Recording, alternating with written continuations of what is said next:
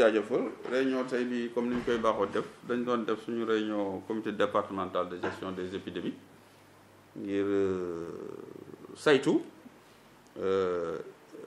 épidémie xool fu mu toll ak cas yi ndax comité départemental bi tamit ci biir responsabilité yi am il faut que mu saytu loolu jël ay mesures ay dogal yoo xam ni dana bokk ci li nga xam ni mooy xeex épidémie bi fexe ba du law lépp li nga xam ne muy ay mesures tamit ñu jël ko ci wàllu woowu tamit ñu taxaw ci ba mesures yooyu ñu appliqué ko ci côté sécuritaire bi tamit lu demee ni couvre-feu bi am dans les régions de kii Thiès et de Tivaouane n'est-ce pas état de catastrophe bi ñu nekk sanitaire donc yëpp ñu xool mesures yi ak force de défense et de sécurité yi ñu appliqué ko ba pare seet yan jéego la ñu war a defaat ana yenn dogal la ñu war a jël ngir lépp li nga xam ne ay mesures d'interdiction la ci dem ci ndaje yenn ndaje yeeg yooyu ak surtout pour ñu respecter le port obligatoire du masque yooyu tamit ñu amal ko et def nañu situation bi nag rendre nañu compte ni tey ñu ngi toll ci 743 positifs wala cas positifs loolu lu ñu koy wax mooy ba mbas mi déparé depuis daaw mois de mars ba léegi loolu bu ñu ko tasee donc district sanitaire u Tivaouane am na ci 645 district sanitaire u Mekhe am ci 98 ci ñooñu nga xam ni jot nañu laale ak jàngoro ji am na ñoo xam ni wér nañu am na ñoo xam ni fi mu nekk nii ñu ngi sous traitement ñu ne sous traitement Tivaouane am na 106 ñi ne Mekhe am na ñoo xam ni ñu ngi suivre 6 yoo xam ni suivi à domicile la boo ko boolee muy 112 am nañu pour district sanitaire u Tivaouane 471 guéris ñooñu wér nañu ak district sanitaire Mekhe am nañ fa 57 waaw am nañ nag tamit ñoo xam ne jot nañ ci ñàkk seen bakkat mu ngi toll ci 47 boo jëlee district u Tivaouane yëpp mooy Tivaouane ak boole arrondissement wu Pambal ak arrondissement wu Mewane waaw dana toll ci 60 décès maanaam ñu ci ñàkk seeni bakkan waaw am na dogal yoo xam ne jëloon nañ ko ci jëm ci wàllu tëj marché yi respecté couvre-feu bi ak dem beeg dëkk bi ci guddi gi def nañu tamit le point xool fi ñu ci toll ci wàllu police ci wàllu gendarmerie service d'hygiène tamit mi ngi continuer di def désinfection yi ci kër yi bu amee ay cas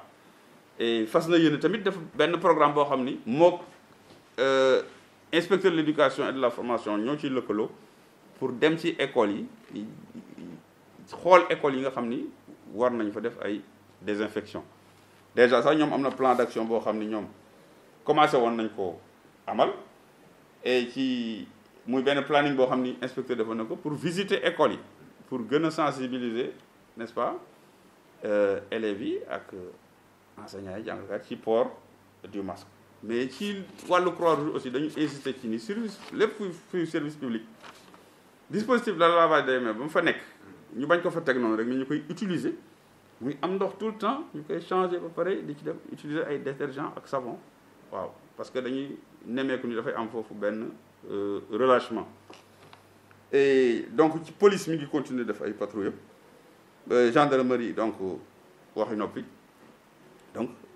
ñi ngi ci liggéey boobu mu am nag leneen lu bees maanaam ci lu jëm ci wàllu vaccination bi ñàkk yi Tivaouane jot na ay doses district sanitaire u Tivaouane jot na 1932 district sanitaire u Mekhe moom it jot na 814 et fi mu nekk nii ñi ngi def formation ci district bi waaw doses yi ñu jëkk jot nag ñu xamal ni ñi ñu jëkkee mooy li ñuy wax le personnel médical ñoom ñu nekk en première ligne bu ñu paree n'est-ce pas am na yeneen doses yu ñuy xaar fii début mois de mars xam na semaine prochaine incha allah doses yooyu bu ñëwee ñu teg ci ñi nga xam ñoo am plus de 60 ans ba pare am comorbidité am yeneen jàngoro bu ñooñu pare nag ñu teg ci ñi nga xam ni ñoo am plus de 60 ans sans comorbidité ak ñi nga xam ni ay ndaw lañu ñoo xam ni am nañ diggante 18 ba 60 ans te amuñu comorbidité programme la boo xam ne nag dañ koy dérouler ci période boo xam ne dana xaw a gudd tuuti ci loolu tey la ñu nekkoon ñaaxaat tamit nit yi ndax def nañu ay xayma gis ni feebar bi naam am na nu mu lawe woon ci première vague bi mais ci deuxième vague bi am na benn accélération boo xam ne bu jéggi dayoon boo koy xool ci diggante fin décembre ak fu ñu toll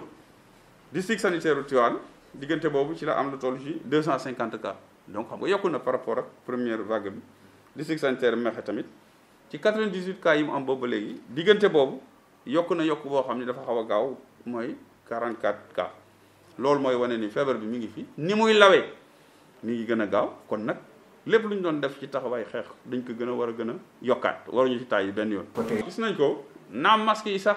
am na def nañu sax caravane temps yële du 1er au 5 février def nañu 15 communes distribué nañu masque yi xëy na comme ni nga ko waxee sur marché tissu yi dañ ko war di renouveler waat di joxe waat bu dee lu jëm ci wàllu école yi joxe nañu inspecteur tamit joxe na te loolu jàmbaat boobu wax nañ ko saytu nañ ko te ñi ngi jàpp ci partenaires yi ñu ngi ñu jox ay masques ñi ngi joxe ba tey ci suba sax jox nañu CDJ ay masques pour ñu joxe donc yu ni mel tamit bés bu ñu ko nemmee ko rek dinañu fexe am na ñu ngi xaar ay masques yu ñu war a jot fan yi ngir ñu doolewaat leen coom daara yi. daara sëñ Babou Sy ak daara Malick Sow ci première vague bi taxawaay bu am solo la ci ñëpp amoon ñu leen di gërëm di leen sant ci wàllu personnel médical bi mais forces de défense et de sécurité mais les élus les maires le conseil président du conseil départemental autorité administrative ñëpp ci jàppoon les organisations de femmes bàjjanu gox yi organisation de jeunes yéen presse bi mobilisation boobu ñu defoon n'est-ce pas cet engagement là am jusqu'au niveau communautaire ñëpp jàpp ni mbir mi seen mbir la ba ñu demee defe naa Sénégal am na ci ay résultats ba mu doon wàcc nag di wàcc ba ci benn moment nemmeeku nañu ni amoon na relâchement ndax nit ñi quand même bàyyiwaatoon nañu seen loxo ba bi muy ñëwaat xëy na dañ doon am na ñu bëri nañu yaakaar ni xëy na fii lay jaaree jeex rek wala mu wàcc moo tax song nañu song bu am doole waaye teewul nit ñi taxawaat nañu état bi jël ay mesures ci la ñu dugalee waat ci le président jëlee waat état d'urgence bi le 5 janvier ministre de l'intérieur jël ay arrêté d'interdiction yooyu bi ñu ko appliqué nit ñi taxawaat et naam cas yi bëri na mais bu ñuy xool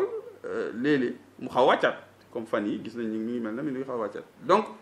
relâchement bi am na ci diggante bi tamit mën nañu wax ni xam nga am na jamono boo xam ni peut-être école yi jàngu ñoon même bu ñu reprendre woon tamit du woon ñëpp xëy na reprise bi ak ñoon ñu ñëwee ak dem beeg dikk bi ni ñu ko bàyyi woon n'est-ce pas parce que li ñu ko wax mooy à chaque fois que ñu lever restriction wala ñu def allègement gisoon nañu ci lay yokku mais teewul ba léegi engagement bi fi nekkoon moo fi nekk moo tax ñu ñaax citoyens yi surtout ci port du masque gis nañu ci deuxième vague bi ñu appliquer rigoureusement mesures yi def amende yeeg yooyu nit ñi gën nañ góorgóorlu ci takku masque bi te ñu ngi leen ci aussi encouragé ñu gën ko def ndax xam nañ loolu bu ñu ko defee ñëpp defandoo ko